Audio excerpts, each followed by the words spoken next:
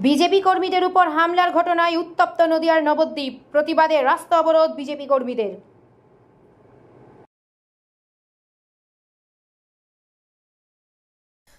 This video is for information and knowledge purpose only.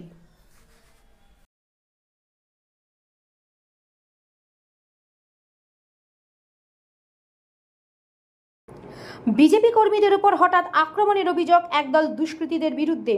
আহতরা গুরুতর জখম অবস্থায় জেলা হাসপাতালে চিকিৎসাধীন। ঘটনাটি ঘটেছে নদিয়ার নবদ্বীপের স্বরূপগঞ্জ এলাকায়। সূত্রের খবর, হাসপাতালে আহত কর্মীদের সঙ্গে দেখা করতে যান রানাঘাট লোকসভা কেন্দ্রের বিজেপি প্রার্থী জগন্নাথ সরকার।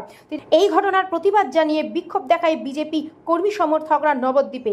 অভিযোগ, তাপস দেবনাথ সহ ৩ বিজেপি কর্মী নদিয়ার স্বরূপগঞ্জ ঘাট সংলগ্ন এলাকায় গিয়েছিল। সেখানে হঠাৎই তাদের ওপর একদল দুষ্কৃতী চড়াও হয়। লোহার রড, শাবল, অস্ত্রশস্ত্র দিয়ে তাদের বেধড়ক মারধর করা হয়। প্রথমে স্থানীয়রা তাদেরকে উদ্ধার করে নবদ্বীপ হাসপাতালে নিয়ে যায়।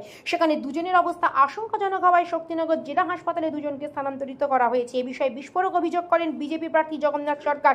তিনি বলেন, আহতদের ঠিক মতন চিকিৎসা করা হচ্ছে না, অপরদিকে প্রশাসন নির্বিকার। বিজেপি কর্মী সমর্থকরা সোমবার রাতে নবদ্বীপ স্বরূপগঞ্জ ঘাট সংলগ্ন এলাকায় পথ অবরোধ করে এবং দফায় দফায় বিক্ষোভ দেখায়। পরবর্তীতে পরিস্থিতি সামাল দিতে ঘটনাস্থলে পৌঁছয় নবদ্বীপ থানার পুলিশ। পঞ্চায়েত নির্বাচনের জেলা পরিষদের প্রার্থী তাপস দেবনাথ সহ ২-৩ জন কার্যকর্তা গঙ্গা স্নানে যায়। আর এই গঙ্গা স্নানে যাওয়ার সময় তৃণমূল কংগ্রেস গত কয়েকদিন আগে সাংসদ জগন্নাথ সরকারের যে র্যালি সভা দেখে তারা আতঙ্কিত হয়ে গেছে এই এলাকায়।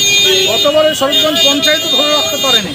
এই ভয়ে এবারে তারা যখন গঙ্গা স্নানে যায় সেই অবস্থায় বাথরুমের কাছে তাদেরকে ঢেলে পেটানো হয়, বেধড়ক মারা হয়। তারা এই মুহূর্তে শক্তিনগর হাসপাতালে চিকিৎসারত অবস্থায় আছে।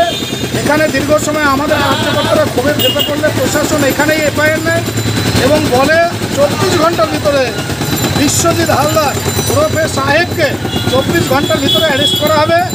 এবং একটা জিনিস পরিষ্কার, যারা এই রকম ক্রিমিনাল এই এলাকায় ভোটের আগে তাণ্ডব করতে চাইছে তৃণমূলের, তারা এটা নিশ্চিত যে তারা কেউ বাইরে থাকতে পারবেন না। তাদের থাকার জায়গায় হবে। যদি প্রশাসন নিরপেক্ষভাবে সাহেবকে ২৪ ঘন্টার ভিতরে অ্যারেস্ট না করে, তার পূর্ণাঙ্গ জবাব ভারতীয় জনতা পার্টির নবদ্বীপ বিধানসভার যে নেতৃত্ব, সম্মানীয় অপর্ণা নন্দী এখানে পালক আছেন, আমাদের শশধর নন্দী কনভেনার আছে, জীবন সেন আছে জয়েন্ট কনভেনার, এই মণ্ডলের প্রেসিডেন্ট মধু সেন, এদের নেতৃত্বে এখানে যোগ্য জবাব তৃণমূল কংগ্রেস পাবেই। আর যারা তৃণমূল কংগ্রেসের হয়ে কাজ করবে নবদ্বীপের যে সমস্ত প্রশাসন, তারা কেউ রেহাত পাবে না।